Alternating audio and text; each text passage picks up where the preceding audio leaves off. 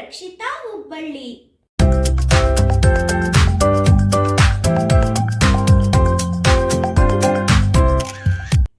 ಇವತ್ತು ನಾನು ಏನ್ ವಿಡಿಯೋ ಮಾಡ್ತಾ ಇದ್ದೀನಿ ಅಂದ್ರೆ ಮಾರ್ಚ್ 8 ನಮ್ಮೆಲ್ಲರಿಗೂ ಗೊತ್ತೇ ಇರುವ ಹಾಗೆ ವಿಶ್ವ ಮಹಿಳಾ ದಿನಾಚರಣೆ ಇದೆ. ಸೊ ಮೊದಲನೇದಾಗಿ ಎಲ್ಲ ಮಹಿಳೆಯರಿಗೂ ವಿಶ್ವ ಮಹಿಳಾ ದಿನಾಚರಣೆಯ ಶುಭಾಶಯಗಳು. ಇದರ ಪ್ರಯುಕ್ತ ನಮ್ಮ ಭಾರತದ ಎಲ್ಲ ಕ್ಷೇತ್ರಕ್ಕೆ ಸಂಬಂಧಿಸಿದ ಮಹಿಳೆಯರ ಬಗ್ಗೆ ಹಾಗೂ ಅವರ ಸಾಧನೆಯ ಬಗ್ಗೆ ನಾವು ತಿಳಿದುಕೊಳ್ಳೋಣ. ಇದಕ್ಕೂ ಮುಂಚೆ ನಾನು ಮಹಿಳಾ ಸಾಧಕಿಯರು ಸೀರೀಸ್ 1 ಕೂಡ ಮಾಡಿದ್ದೆ. ಸೊ ಅದು ಕೂಡ ನನ್ನ ಚಾನೆಲ್ನಲ್ಲಿ ನೀವು ನೋಡ್ಬೋದು. ಹಾಗೆ ಅದರ ಲಿಂಕ್ನ ನಾನು ಡಿಸ್ಕ್ರಿಪ್ಷನ್ ಕೂಡ ನಾನು ಹಾಕಿರ್ತೀನಿ ಅಂತ ಹೇಳ್ತಾ ಇವತ್ತಿನ ವಿಡಿಯೋನ ಶುರು ಮಾಡೋಣ. ಹಾಗಾದ್ರೆ ಬನ್ನಿ ನಾವು ಮೊದಲನೇದಾಗಿ ಶುರು ಮಾಡೋಣ. ನಮ್ಮ ಭಾರತದ ಸ್ವಾತಂತ್ರ್ಯ ಹೋರಾಟಗಾರ್ತಿ ಝಾನ್ಸಿ ರಾಣಿ ಲಕ್ಷ್ಮೀಬಾಯಿ. ಝಾನ್ಸಿ ರಾಣಿ ಲಕ್ಷ್ಮೀಬಾಯಿರವರು ನಮ್ಮೆಲ್ಲರಿಗೂ ಗೊತ್ತೇ ಇರುವ ಹಾಗೆ ನಮ್ಮ ಭಾರತದ ಪ್ರಮುಖ ಮಹಿಳಾ ಸ್ವಾತಂತ್ರ್ಯ ಹೋರಾಟಗಾರ್ತಿ. ಝಾನ್ಸಿ ರಾಣಿ ಲಕ್ಷ್ಮೀಬಾಯಿರವರು ನವೆಂಬರ್ 19, 1829ರಲ್ಲಿ ಕಾಶಿ ವಾರಣಾಸಿಯಲ್ಲಿ ಜನಿಸಿದರು. ಮಣಿಕರ್ಣಿಕಾ ಅವರ ನಿಜವಾದ ಹೆಸರಾಗಿದ್ದು ಅವರನ್ನು ಮನು ಎಂದು ಪ್ರೀತಿಯಿಂದ ಕರೆತಿದ್ರು. ಝಾನ್ಸಿ ರಾಣಿ ಲಕ್ಷ್ಮೀಬಾಯಿರವರ ಶಿಕ್ಷಣವನ್ನು ಮನೆಯಲ್ಲಿ ನಡೆಯಿತು. ಲಕ್ಷ್ಮೀಬಾಯಿರವರು 13ನೇ ವರ್ಷ ಇರುವಾಗ ಝಾನ್ಸಿಯ ಮಹಾರಾಜ ರಾಜ ಬಾಲ್ ಗಂಗಾಧರ್ ರಾವ್ ಅವರ ಆಸ್ಥಾನದಲ್ಲಿ ಸೇರಿದರು.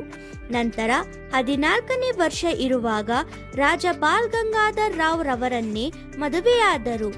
ಆ ಸಮಯದಲ್ಲಿ ಅವರ ಹೆಸರು ಲಕ್ಷ್ಮೀಬಾಯಿ ಎಂದು ಬದಲಾಯಿತು. ಲಕ್ಷ್ಮೀಬಾಯಿರವರು ಕುದುರೆ ಸವಾರಿ, ಕತ್ತಿವರಸೆ, ಬಿಲ್ವಿದ್ಯೆಯನ್ನು ಸ್ವಂತವಾಗಿ ಕಲಿತರು ಹಾಗೂ ಆಸ್ಥಾನದ ತನ್ನ ಸ್ತ್ರೀ ಮಿತ್ರರನ್ನು ಸೇರಿಸಿ ಚಿಕ್ಕ ಚಿಕ್ಕ ಸೈನ್ಯವನ್ನು ಕಟ್ಟಿದರು. 1857ರಲ್ಲಿ ಭಾರತದ ಪ್ರಥಮ ಸ್ವಾತಂತ್ರ್ಯ ಸಂಗ್ರಾಮ ಪ್ರಾರಂಭವಾಯಿತು ಹಾಗೂ ಭಾರತ ಆದ್ಯಂತವಾಗಿ ಹರಡಿತು. ಇದೇ ಸಮಯದಲ್ಲಿ ಬ್ರಿಟಿಷರಿಗೆ ದೇಶದ ಇತರೆ ಪ್ರದೇಶಗಳ ಬಗ್ಗೆ ಹೆಚ್ಚು ಜಾಗರೂಕವಾಗಿರಬೇಕೆಂದಾಗಿ ಝಾನ್ಸಿ ರಾಣಿ ಲಕ್ಷ್ಮೀಬಾಯಿರವರನ್ನು ಆಳ್ವಿಕೆಗೆ ಬಿಟ್ಟರು. ಇದೇ ಸಮಯವನ್ನು ರಾಣಿ ಲಕ್ಷ್ಮೀಬಾಯಿರವರು ಶ್ರೇಷ್ಠತೆಯು ರುಜುವಾತಾಯಿತು. ರಾಣಿ ಲಕ್ಷ್ಮೀಬಾಯಿರವರ ನಾಯಕತ್ವದಲ್ಲಿ ಝಾನ್ಸಿಯಲ್ಲಿ ಶಾಂತಿ ಹಾಗೂ ನೆಮ್ಮದಿ ನೆಲೆಸಿ ಅವರೊಬ್ಬರು ಉತ್ತಮ ನಾಯಕಿ ಎಂದು ಬ್ರಿಟಿಷ್ ಈಸ್ಟ್ ಇಂಡಿಯಾ ಕಂಪನಿಯ ಸಹಿತ ಝಾನ್ಸಿಯ ಪ್ರಜೆಗಳ ಮನದಲ್ಲಿ ನೆಲೆಸಿದರು. ಝಾನ್ಸಿ ರಾಣಿ ಲಕ್ಷ್ಮೀಬಾಯಿರವರು ದೇಶದ ನಾಯಕಿ ಎಂದು ಪ್ರಸಿದ್ಧರಾಗಿದ್ದಾರೆ. ಭಾರತೀಯ ಸೈನ್ಯದಲ್ಲಿ ತನ್ನ ಮಹಿಳಾ ಪಡೆಗೆ ಅವರ ಹೆಸರನ್ನಿಟ್ಟು ಗೌರವ ನೀಡಲಾಗಿದೆ. ರಾಣಿ ಲಕ್ಷ್ಮೀಬಾಯಿರವರಿಗೆ ಗೌರವವಾಗಿ ಝಾನ್ಸಿಯ ಹಾಗೂ ಗ್ವಾಲಿಯರ್ನಲ್ಲಿ ಅವರು ಕುದುರೆ ಸವಾರಿ ಮಾಡುತ್ತಿರುವ ಕಂಚಿನ ವಿಗ್ರಹ ನಿರ್ಮಿಸಲಾಗಿದೆ. ಇವರ ಸಾಹಸವೇ ನಮ್ಮೆಲ್ಲರಿಗೂ ಸ್ಫೂರ್ತಿ. ನಮ್ಮ ಮುಂದಿನ ಸಾಧಕಿ ವೀರವನಿತೆ ಒನಕೆ ಓಬವ್ವ. ಒನಕೆ ಓಬವ್ವರವರು ನಮ್ಮೆಲ್ಲರಿಗೂ ಗೊತ್ತೇ ಇರುವ ಹಾಗೆ 18ನೇ ಶತಮಾನದ ಚಿತ್ರದುರ್ಗದ ಕೋಟೆಯ ಪಾಳೆಗಾರನಾಗಿದ್ದ ಮದಕರಿ ನಾಯಕನ ಕೋಟೆಯ ಕಾವಲುಗಾರ ಕಹಳೆ ಮದ್ದ ಹನುಮಪ್ಪನವರ ಪತ್ನಿ. ಒನಕೆ ಓಬವ್ವರವರು ಹೈದರಲಿಯ ಚಿತ್ರದುರ್ಗದ ಮೇಲೆ ಹಠಾತ್ತಾಗಿ ಆಕ್ರಮಣ ಮಾಡಿದಾಗ ಓಬವ್ವವು ತನ್ನ ಒನಕೆಯನ್ನು ಅಸ್ತ್ರವಾಗಿ ಇಟ್ಕೊಂಡು ಶತ್ರುಗಳನ್ನು ಎದುರಿಸಿದರು. ಅಂದಿನಿಂದ ಅವರಿಗೆ ಒನಕೆ ಓಬವ್ವ ಎಂದು ಬಿರುದು ಸಿಕ್ಕಿತು. ಇವರ ಒಂದು ಕತೆ ಎಲ್ಲರಿಗೂ ಗೊತ್ತೇ ಇದೆ. ಒಮ್ಮೆ ಹೈದರಲಿಯ ಗುಪ್ತಚಾರಿಗಳು ಚಿತ್ರದುರ್ಗದ ಕೋಟೆಗೆ ಪ್ರವೇಶಿಸಲು ಚಿತ್ರದುರ್ಗದ ಕೋಟೆಯಲ್ಲಿ ಒಂದು ಸಣ್ಣ ರಂಧ್ರವನ್ನು ರಹಸ್ಯ ದಾರಿಯಾಗಿ ಕಂಡುಹಿಡಿದರು. ಇದನ್ನು ತಿಳಿದ ಹೈದರಲಿ ತನ್ನ ಸೈನ್ಯವನ್ನು ಈ ರಹಸ್ಯ ದಾರಿಯಿಂದ ಕೋಟೆಯೊಳಗೆ ಕಳುಹಿಸಲು ಆದೇಶಿಸಿದರು. ಅಲ್ಲಿನ ಪ್ರಾಂತದ ವ್ಯಕ್ತಿಯಾಗಿದ್ದ ಓಬವ್ವ ಪತಿ ಭದ್ರತೆಯ ದೃಷ್ಟಿಯಿಂದ ನಿಯೋಜಿತನಾಗಿದ್ದರು. ಒಂದು ದಿನ ಓಬವ್ವನ ಪತಿ ಊಟಕ್ಕಾಗಿ ಮನೆಗೆ ಹೋದಾಗ ಓಬವ್ವ ನೀರಿನ ಅಗತ್ಯಕ್ಕಾಗಿ ಹತ್ತಿರದ ಕೆರೆಗೆ ಹೋಗುತ್ತಾರೆ. ಅವರು ನೀರು ತರಲು ಹೋದಾಗ ಸುತ್ತಲೂ ಕೆಲವು ಗುಣಗಾಟದ ಶಬ್ದಗಳನ್ನು ಕೂಡ ಕೇಳಿಸುತ್ತದೆ.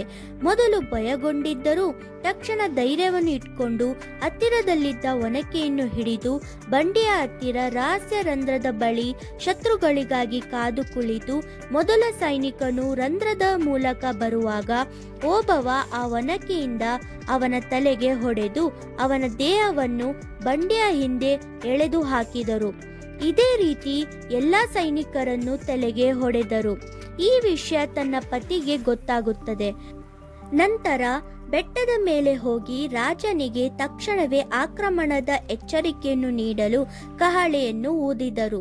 ನಂತರ ಓಬವ್ವನ ಬೆನ್ನು ಹಿಂದೆ ಒಬ್ಬ ಸೈನಿಕನು ಬಂದು ಓಬವ್ವಗೆ ಕೊಂದನು.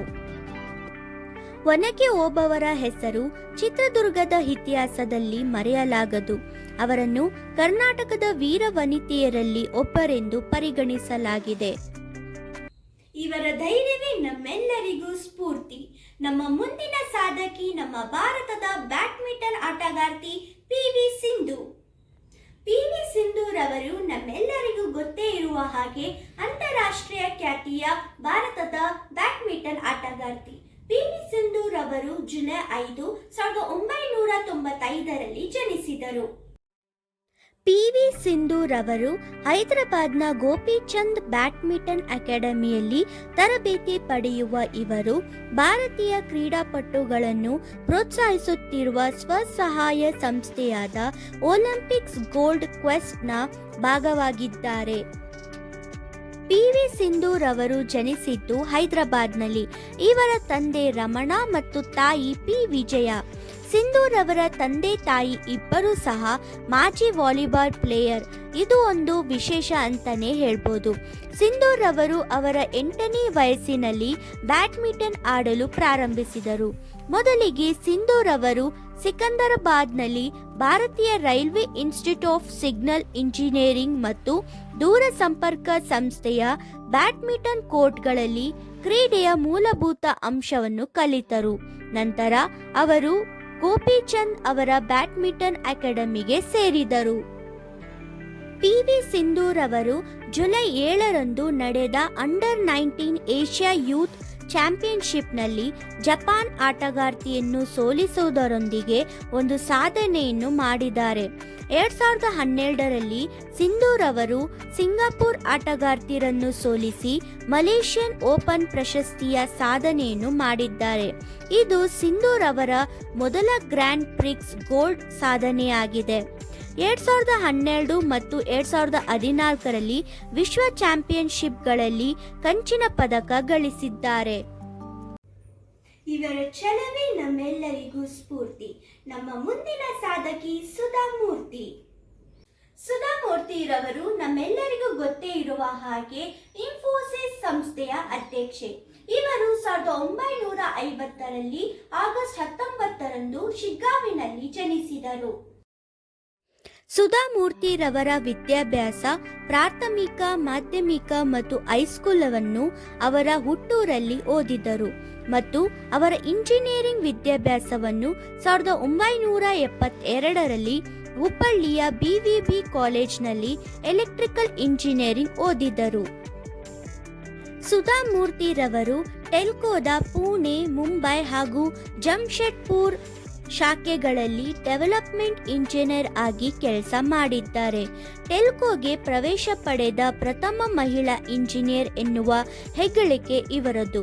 ನಂತರ ಪುಣೆಯ ವಾಲ್ಚಂದ್ ಗ್ರೂಪ್ ಆಫ್ ಇಂಡಸ್ಟ್ರಿಯಲ್ಲಿ ಸೀನಿಯರ್ ಸಿಸ್ಟಮ್ ಅನಲಿಸ್ಟ್ನಲ್ಲಿ ಕೆಲಕಾಲ ಸೇವೆ ಸಲ್ಲಿಸಿದ್ದರು. 1996ರಲ್ಲಿ ತಮ್ಮ ಪತಿ ನಾರಾಯಣ್ ಮೂರ್ತಿ ರವರ ಜೊತೆಗೂಡಿ ಇನ್ಫೋಸಿಸ್ ಫೌಂಡೇಶನ್ ಪ್ರಾರಂಭಿಸಿದರು. ಸುಧಾಮೂರ್ತಿ ರವರು ಕನ್ನಡ ಮತ್ತು ಇಂಗ್ಲಿಷ್ನ ಬರಹಗಾರ್ತಿ. ಇವರು ಬಿಲ್ ಗೇಟ್ಸ್ ಪ್ರತಿಷ್ಠಾನದ ಸಾರ್ವಜನಿಕ ಆರೋಗ್ಯ ಉಪಕ್ರಮಗಳ ಸದಸ್ಯರಾಗಿದ್ದಾರೆ. ಸುಧಾಮೂರ್ತಿ ರವರು ಹಲವು ಪ್ರಶಸ್ತಿ ಪುರಸ್ಕಾರವನ್ನು ಪಡೆದಿದ್ದಾರೆ. ಭಾರತ ಸರ್ಕಾರ 2006ನೇ ಸಾಲಿನಲ್ಲಿ ಪದ್ಮಶ್ರೀ ಪ್ರಶಸ್ತಿ ನೀಡಿದ್ದಾರೆ. BE ಎಲೆಕ್ಟ್ರಿಕಲ್ ಇಂಜಿನಿಯರಿಂಗ್ ಪರೀಕ್ಷೆಯಲ್ಲಿ ಪ್ರಥಮ ಸ್ಥಾನ ಗಳಿಸಿದ್ದಕ್ಕೆ ಕರ್ನಾಟಕ ಮುಖ್ಯಮಂತ್ರಿಗಳಿಂದ ಬೆಳ್ಳಿಯ ಪದಕ ಪಡೆದಿದ್ದಾರೆ. ಅತ್ಯುತ್ತಮ ಶಿಕ್ಷಕಿ ಪ್ರಶಸ್ತಿ, ಕರ್ನಾಟಕ ರಾಜ್ಯೋತ್ಸವ ಪುರಸ್ಕಾರ, ಗುಲ್ಬರ್ಗಾ ವಿಶ್ವವಿದ್ಯಾಲಯದಿಂದ ಗೌರವ ಡಾಕ್ಟರೇಟ್, 2023ನೇ ವರ್ಷದ ಪದ್ಮಭೂಷಣ ಪ್ರಶಸ್ತಿ, ಹೀಗೆ ಹಲವಾರು ಪ್ರಶಸ್ತಿ ಪುರಸ್ಕಾರಗಳು ಸುಧಾಮೂರ್ತಿರವರು ಪಡೆದಿದ್ದಾರೆ. ಇವರ ಸಾಧನೆ ನಮ್ಮೆಲ್ಲರಿಗೂ ಸ್ಫೂರ್ತಿ.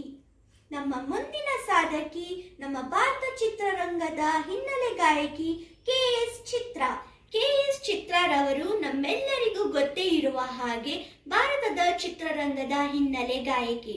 ಇವರು ಜುಲೈ 27, 1963ರಲ್ಲಿ ಕೇರಳದ ತಿರುವನಂತಪುರಂದಲ್ಲಿ ಜನಿಸಿದರು. ಇವರ ಪೂರ್ಣ ಹೆಸರು ಕೃಷ್ಣನ್ ನಾಯರ್ ಶಾಂತಕುಮಾರಿ ಚಿತ್ರ.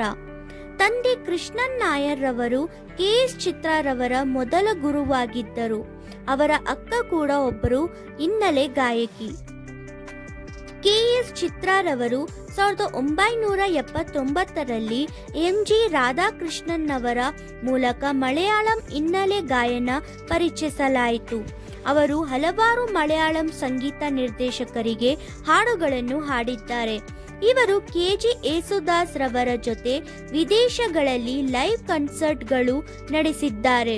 ನಂತರ ತಮಿಳು ಚಲನಚಿತ್ರಕ್ಕೆ ಇಳೆಯರಾಜರವರ ರಚಿಸಿರುವ ಸಿನಿಮಾದ ಹಾಡಿನ ಮೂಲಕ ಪ್ರವೇಶಿಸಿದರು. ಇವರು ತೆಲುಗು, ಕನ್ನಡ, ಮಲಯಾಳಂ ಭಾಷೆಗಳಲ್ಲಿ ಹಾಡಿದ ಹಾಡುಗಳು ಯಶಸ್ವಿ ಪಡೆಯಿತು. ಚಿತ್ರರವರು ಕೆ.ಜೆ. ಯೇಸುದಾಸ್, ಎಸ್.ಪಿ. ಬಾಲಸುಬ್ರಹ್ಮಣ್ಯಂ, ಎಂ.ಜಿ. ಶ್ರೀಕುಮಾರ್ ರವರ ಜೊತೆಗೂಡಿ ಗರಿಷ್ಠ ಹಾಡುಗಳನ್ನು ಹಾಡಿದ್ದಾರೆ. ಕೆ.ಎಸ್. ಚಿತ್ರರವರು ಹಾಡುಗಳ ರಿಯಾಲಿಟಿ ಶೋಗಳ ತೀರ್ಪುಗಾರರಾಗಿ ಕಾಣಿಸಿಕೊಂಡಿದ್ದಾರೆ. ಇವರು ಭಾರತದ ಚಿತ್ರರಂಗಕ್ಕೆ ಹಲವಾರು ಕೊಡುಗೆಗಳು ನೀಡಿದ್ದಾರೆ. ಮಲಯಾಳಂನಲ್ಲಿ ಕೆ.ಜೆ. ಯೇಸುದಾಸ್, ಎಂ. ಜಯಚಂದ್ರನ್ ಮತ್ತು ಶರತ್ ರವರಿಗೆ ಸಾಕಷ್ಟು ಆಲ್ಬಂಗಳನ್ನು ಮಾಡಿದ್ದಾರೆ. 2014ರಲ್ಲಿ ಚಿತ್ರರವರು ಸಿಂಗಾಪುರ್ನಲ್ಲಿ ಕಪಿಲ್ ಸಿಬಲ್ ರವರು ಬರೆದ ಎ.ಆರ್. ರೆಹಮಾನ್ ರವರ ರೌನಕ್ ಎಂಬ ಖಾಸಗಿ ಆಲ್ಬಂನಲ್ಲಿ ಹಾಡಿದ್ದಾರೆ. ಇವರಿಗೆ ಹಲವಾರು ಪ್ರಶಸ್ತಿಗಳು ಲಭಿಸಿವೆ. 6 ಬಾರಿ ರಾಷ್ಟ್ರ ಪ್ರಶಸ್ತಿ, ರಾಜ್ಯ ಪ್ರಶಸ್ತಿಗಳಲ್ಲಿ ಕೇರಳ ರಾಜ್ಯ ಚಲನಚಿತ್ರ ಪ್ರಶಸ್ತಿ 15 ಬಾರಿ ಪಡೆದಿದ್ದಾರೆ. ಹಾಗೆ ಆಂಧ್ರ ಪ್ರದೇಶದಲ್ಲಿ 9 ಬಾರಿ ಪ್ರಶಸ್ತಿ ಲಭಿಸಿವೆ. ತಮಿಳುನಾಡಿನಲ್ಲಿ 4 ಪ್ರಶಸ್ತಿ, ಕರ್ನಾಟಕದಲ್ಲಿ 3 ಪ್ರಶಸ್ತಿ, ಹಾಗೆ ಒರಿಸ್ಸಾದಲ್ಲಿ 1 ರಾಜ್ಯ ಚಲನಚಿತ್ರ ಪ್ರಶಸ್ತಿ ಪಡೆದಿದ್ದಾರೆ. ಹಾಗೆ 2005ರಲ್ಲಿ ಪದ್ಮಶ್ರೀ ಪುರಸ್ಕಾರ ಮತ್ತು 2021ರಲ್ಲಿ ಪದ್ಮಭೂಷಣ ಪುರಸ್ಕಾರ ಪಡೆದಿದ್ದಾರೆ. ಇವರ ಹಾಡುಗಳೇ ನಮ್ಮೆಲ್ಲರಿಗೂ ಸ್ಫೂರ್ತಿ. ನಮ್ಮ ಮುಂದಿನ ಸಾಧಕಿ ನಮ್ಮ ಕನ್ನಡ ಚಿತ್ರರಂಗದ ಹೆಸರಾಂತ ನಟಿ ಸುಧಾ ರಾಣಿ. ನಮ್ಮ ಸುಧಾ ರಾಣಿ ರವರು ನಮ್ಮೆಲ್ಲರಿಗೂ ಗೊತ್ತೇ ಇರುವ ಹಾಗೆ ಕನ್ನಡ ಚಿತ್ರರಂಗದ ಹೆಸರಾಂತ ನಟಿ. ಇವರು ಆಗಸ್ಟ್ 14, 1973ರಲ್ಲಿ ಜನಿಸಿದರು. ಇವರು 5ನೇ ವಯಸ್ಸಿನಲ್ಲಿ ಇರುವಾಗಲೇ ಅವರ ತಾಯಿರವರು ನೃತ್ಯ ತರಗತಿಗಳಿಗೆ ಸೇರಿಸಿದರು. ಇವರು 3ನೇ ವಯಸ್ಸಿನಲ್ಲೇ ಮುದ್ರಣ ಜಾಹೀರಾತಿನಲ್ಲಿ ಮಾಡೆಲಿಂಗ್ ಮಾಡಲು ಪ್ರಾರಂಭಿಸಿದರು. ಮೊದಲು ಇವರ ಹೆಸರು ಜಯಶ್ರೀ ಎಂದಿತ್ತು.